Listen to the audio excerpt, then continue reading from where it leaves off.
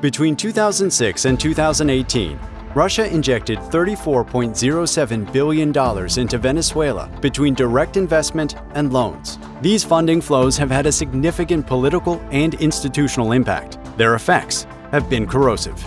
Russian investment reached $16,170,430,000 US, 2.7 times China's investment. The largest investment flow was in the hydrocarbon sector, where $9.8 billion was invested, followed by the financial industry, with $4 billion US, and the mining sector, with $2.04 billion US. Of the mixed companies, only the oil companies survive, but without meeting production goals. There were no results in the agro-food sector, and it is unknown what is happening with the mining projects. Technology transfer promises for the production of vaccines and insulin did not materialize. Meanwhile, Russia's loans to Venezuela reached $17.9 billion between 2007 and 2011, 7% of Venezuela's total indebtedness for that period. The loans were mainly for the hydrocarbons and defense sectors. Since 2004, with the creation of the High-Level Intergovernmental Commission, 16 gatherings and 85 additional meetings have been held at which several forms of exchange have been established. These agreements went beyond traditional diplomacy. Relations between Russia and Venezuela were oriented towards political cooperation.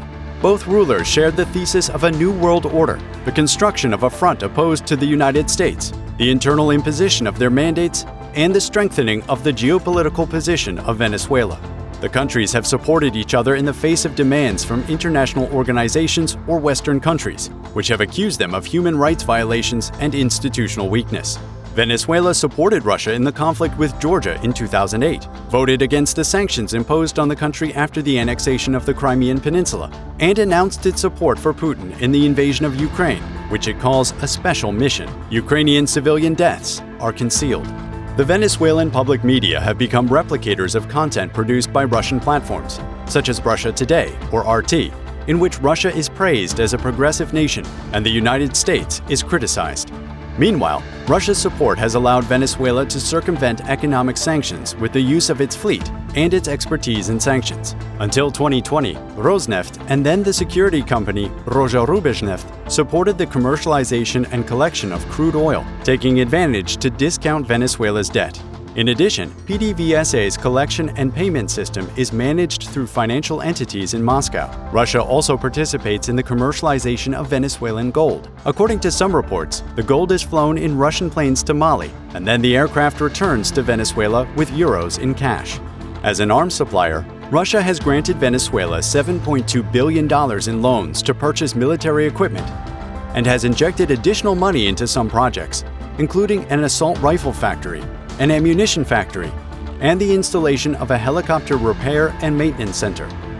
In the three projects, Venezuela has invested more than $700 million US. However, none of them were completed.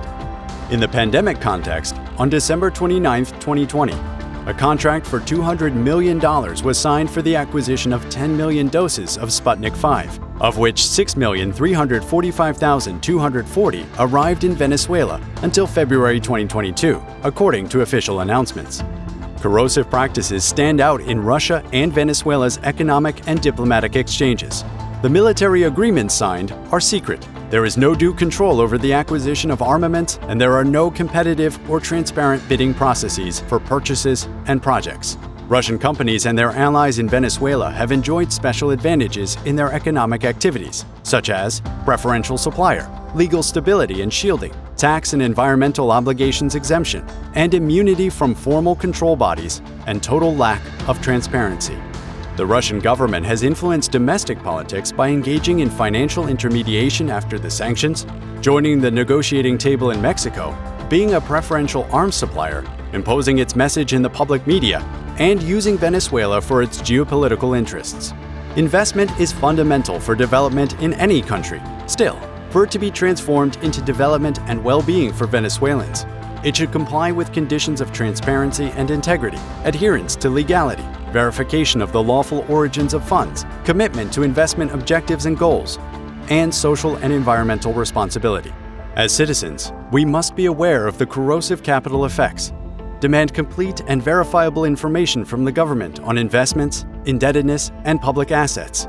Be alert to disinformation practices, and demand the application of democratic governance rules.